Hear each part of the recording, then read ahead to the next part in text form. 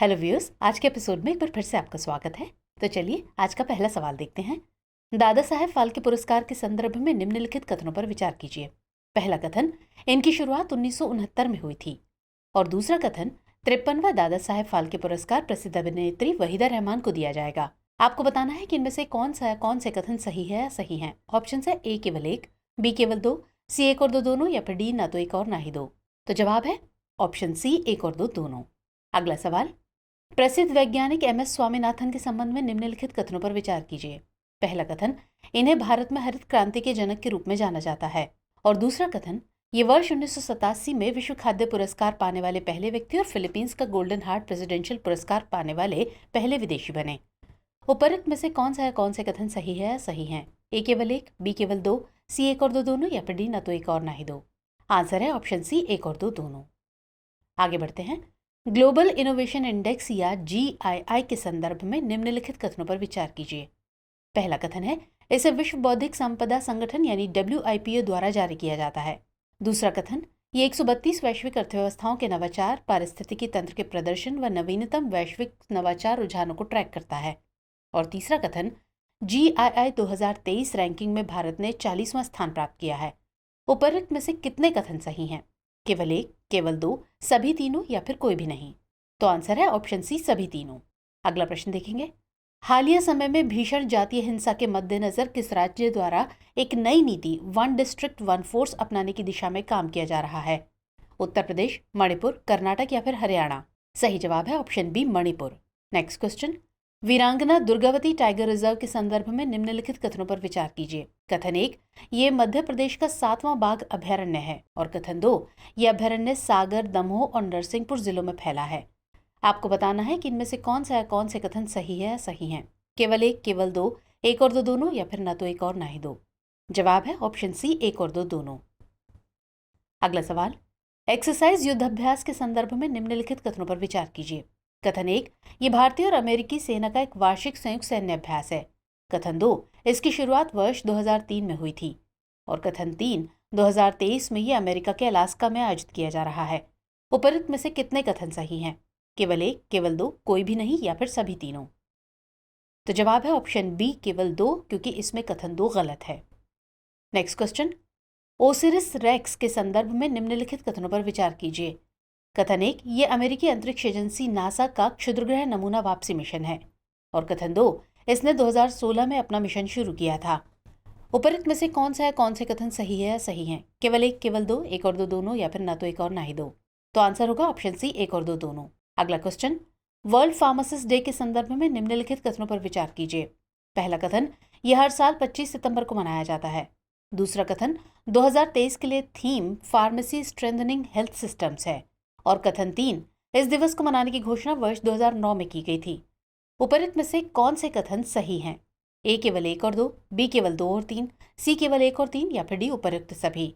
तो जवाब है ऑप्शन डी, उपरोक्त सभी। आगे बढ़ते हैं। I2U2 समूह के संदर्भ में निम्नलिखित कथनों पर विचार कीजिए। पहला कथन, ये भारत, इजराइल, अमेरिका और UAE का एक नया समूह है।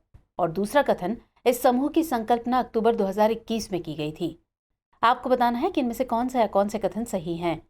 ए केवल एक, बी केवल दो, सी एक और दो दोनों, या फिर डी कोई भी नहीं। तो सही जवाब है ऑप्शन सी, एक और दो दोनों। अगला सवाल, निम्नलिखित में से क्या विश्व पर्यटन दिवस या वर्ल्ड टूरिज्म डे 2023 की थीम है? Tourism and green investments, rethinking tourism, tourism for inclusive growth, या फिर टूरिज्म एंड रूरल डेवलपमेंट? तो सही आंसर है option A, tourism and green investments. अगला सवाल, विश्व प्रतिभा रैंकिंग 2023 के संदर्भ में निम्नलिखित कथनों पर विचार कीजिए। कथन एक, ये ranking international institute for management development यानी IMD द्वारा जारी की जाती है। कथन दो, इस रैंकिंग में विश्व की 64 अर्थव्यवस्थाओं को शामिल किया गया है। और कथन तीन, 2023 रैंकिंग में भारत ने 56वां स्थान हासिल किया है। उपरोक्त में से कौन से कथन सही हैं? केवल एक और दो, केवल दो और तीन, केवल एक और तीन, या फिर उपरोक्त सभी? तो आंसर है ऑप्शन डी, उपरोक्त सभी। नेक्स्ट क्वेश्चन, हाल ही में चर्चा में रहे PET 46 के संदर्भ में निम्नलिखित कथनों पर विचार कीजिए।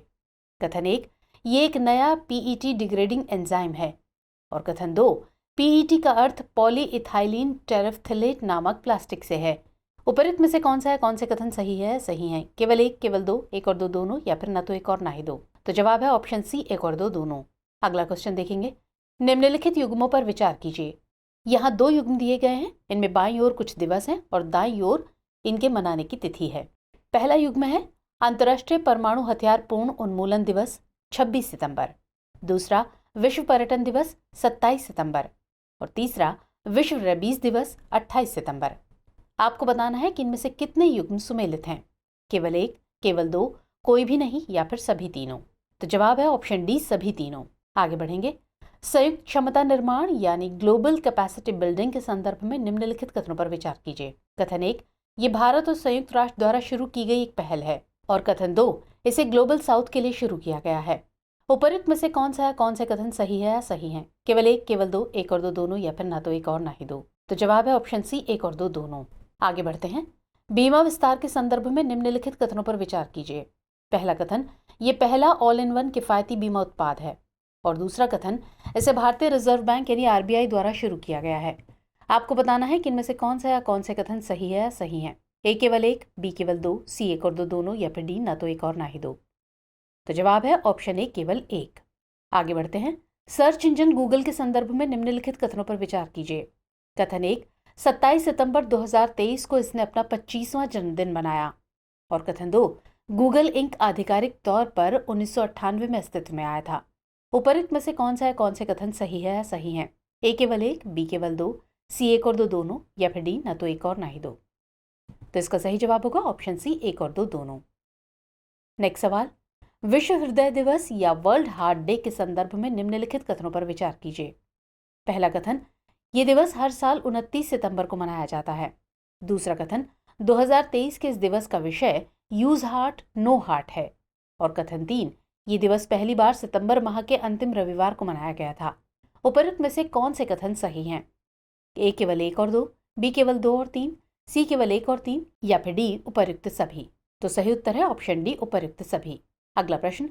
इंडिया एजिंग रिपोर्ट 2023 के संदर्भ में निम्नलिखित कथनों पर विचार कीजिए। पहला कथन, ये संयुक्त राष्ट्र जनसंख्या कोष यानी यूएनएफपीए भारत द्वारा जारी की गई है।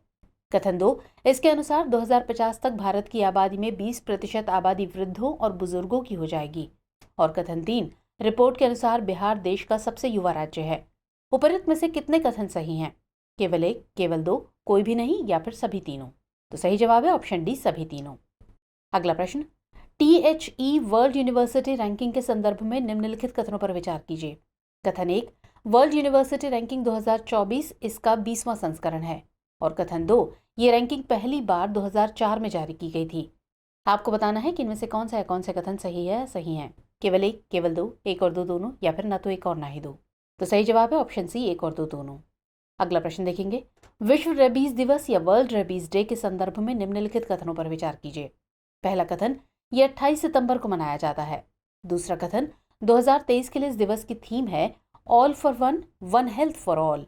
और कथन 3, विश्व रेबीज दिवस की शुरुआत 2007 में हुई थी। इनमें से कितने कथन गलत हैं? केवल एक, केवल दो, सभी तीनों या फिर कोई भी नहीं।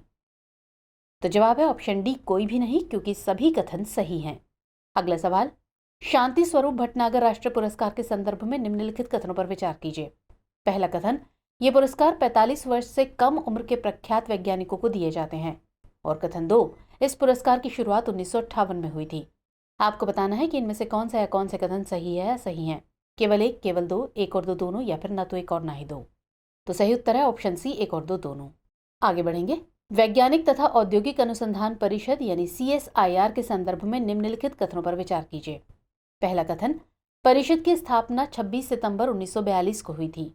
और दूसरा कथन, ये सोसाइटी पंजीकरण अधिनियम 1860 के अंतर्गत एक स्वायत्त निकाय के रूप में पंजीकृत नहीं है। उपरोक्त में से कौन से कथन सही है या सही हैं?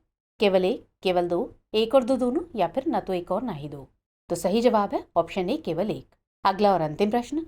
अंतर्राष्ट्रीय अनुवाद दिवस या इंटरनेशनल ट्रांसलेशन डे के संदर्भ में निम्नलिखित कथनों पर विचार कीजिए। पहला कथन, ये प्रतिवर्ष 30 सितंबर को मनाया जाता है। दूसरा कथन, ये दिवस सेंट जेरोम की पुण्यतिथि की याद में मनाया जाता है। और तीसरा कथन, इस दिवस की शुरुआत इंटरनेशनल फेडरेशन ऑफ ट्रांसलेटर्स यानी FIT ने 1991 में की थी। आपको बताना है कि इनमें से कितने कथन सही हैं। केवल एक, केवल दो, सभी तीनों या फिर कोई भी नहीं। तो जवाब होगा ऑप्शन सी, सभी तीनों। तो व्यूअर्स, आज के एपिसोड में इतना ही। हमारा एपिसोड आपको कैसा लगा कमेंट सेक्शन में ज़रूर बताइएगा। मिलेंगे अगले कार्यक्रम में, तब तक के लिए जय हिंद।